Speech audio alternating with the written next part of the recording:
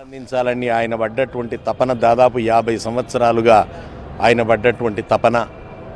తెలంగాణ రాష్ట్రం వచ్చినాక తన తపనను జయశంకర్ గారితో కేసీఆర్ గారితో పంచుకొని గ్రావిటీ ప్రకారంగా నీళ్లు ఎక్కడి నుంచి తీసుకురావచ్చు, ఎట్లా తీసుకురావచ్చు అని చెప్పి కేసీఆర్ గారికి గంటల తరబడి ఆయన నీళ్ల మీద వారు చేసినటువంటి ప్రయోగం, ఆయన చేసినటువంటి అనాలిసిస్ మేము జీవితంలో మరచిపోలేనటువంటిది.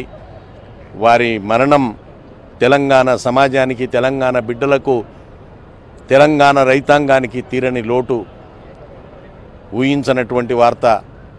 మొన్ననే వారిని వైపు నేను పరామర్శించి చూసి వచ్చాను.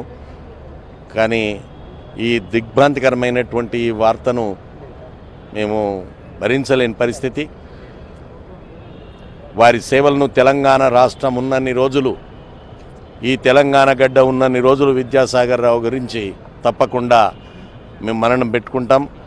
ఆయన ఆశించిన కార్యక్రమాన్ని తెలంగాణ రాష్ట్ర ప్రభుత్వం పూర్తి చేస్తుందని పూర్తి నమ్మకంతో మేము ఉన్నాం.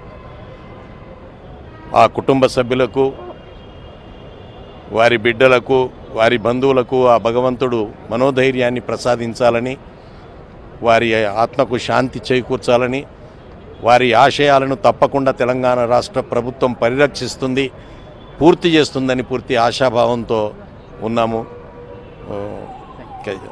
Thank you.